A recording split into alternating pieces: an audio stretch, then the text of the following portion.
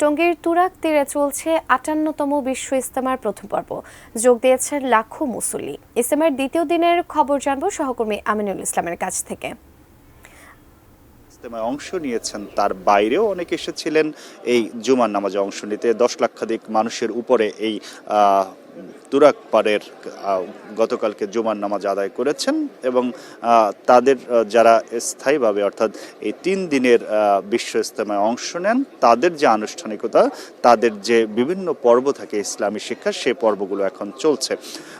সেই পর্বের ধারাবাহিকতায় আমরা জানি যে প্রত্যেক খিত্তায় খিত্তায় তাদের কিছু আয়োজন থাকে, যেটি তারা সেই আলোচনাগুলো তারা করেন এবং সেই আলোচনার মধ্য দিয়ে তাদের সেই ইসলামী জ্ঞানের পরিসর বাড়ানোর জন্য এবং ইসলামী দ্বীনি শিক্ষা, তারা সেই দ্বীনি শিক্ষার জন্যই এই ইজতেমার আয়োজন করেছিলেন। সেই পর্বগুলো চলতে থাকে।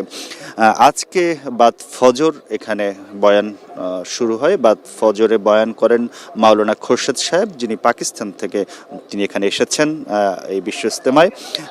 আমরা জানি যে এই বিশ্ব ইজতেমায় যখন শুরু হয় তারপর থেকেই বাড়তে থাকে বিভিন্ন দেশের অংশগ্রহণ এবং এই ৫৮তম বিশ্ব ইজতেমায় এসে ৭২টি দেশের প্রায় ২৫০০-এর উপরে মানুষ এই বিশ্ব ইজতেমায় শরিক হয়েছেন বলে আমরা জানতে পেরেছি। বিদেশি মেহমানদের জন্য আলাদা খিত্তা রয়েছে, সেখানে তারা অবস্থান করেন এবং তাদেরকে সেখানে তার যার যার দেশ অনুযায়ী তাদেরকে সেখানে রাখা হয়। আমরা জানি তাবলিগ জামাতের এই পর্ব ৩ দিনে শুরু হয়েছিল সূরা নিজামের অধীনে এবং এর পরে আরেকটি পর্ব হবে, সেটিও সূরা নিজামের অধীনে অনুষ্ঠিত হচ্ছে এই ৩ তারিখ থেকে, অর্থাৎ প্রথম পর্ব ৩১-১-২, দ্বিতীয় পর্বে আসছেন ৩-৪-৫। এরপরে মাঝখানে একটি বিরতি দিয়ে আবারও এখানে সাতপন্থী যারা, তাদেরও একটি ইজতেমায় অংশ নেওয়ার কথা রয়েছে। সেটি পরবর্তীতে সে বিষয়ে সরকারের সাথে তাদের আলোচনা চলছে। এর আগে আজকে যারা তাবলিগ জামাতের এই তুরাগ পাড়ের বিশ্ব ইজতেমার মাঠে, টঙ্গীর মাঠে অবস্থান করছেন, তাদের সেই ইসলামী শিক্ষার কার্যক্রমটি চলছে।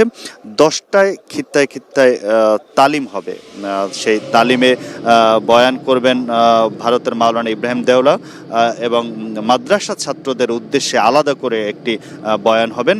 সেটি যিনি বয়ান করবেন মাওলানা আকবর শরীফ, যিনি এসেছেন ভারত থেকে। এরপরে বাদ জোহর এখানে আবার বয়ান হবেন, সেই বয়ানে করবেন ইসমাইল গোদরা সাহেব, যিনি ভারত থেকে এসেছেন।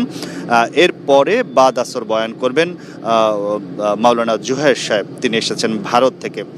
আরেকটি কার্যক্রম আজকে এখানে হওয়ার কথা রয়েছে, আমরা যেটি জানতে পেরেছি, এখানে আজকে একটি যৌতুকবিহীন বিয়ে এখানে অনুষ্ঠিত হবে বাদাসরের পরে, এটি হওয়ার কথা রয়েছে।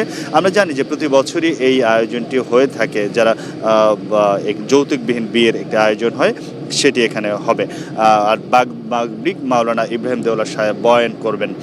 মূলত এই বিশ্ব ইজতেমার যে আয়োজন, টঙ্গীর এই মাঠে ইজতেমার আয়োজনটি ছিল আসলে ইসলামী শিক্ষা, দ্বীনের যে মেহনত, দ্বীনের যে শিক্ষা, সেইটির জন্যই এই আয়োজন ছিল।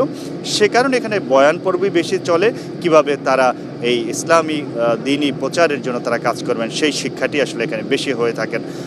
এখন সেই পর্বগুলো চলছে। আমরা রয়েছি ইজতেমা মাঠের, এই সার্বিক খবর জানাবো আবার আমাদের সংবাদগুলোতে।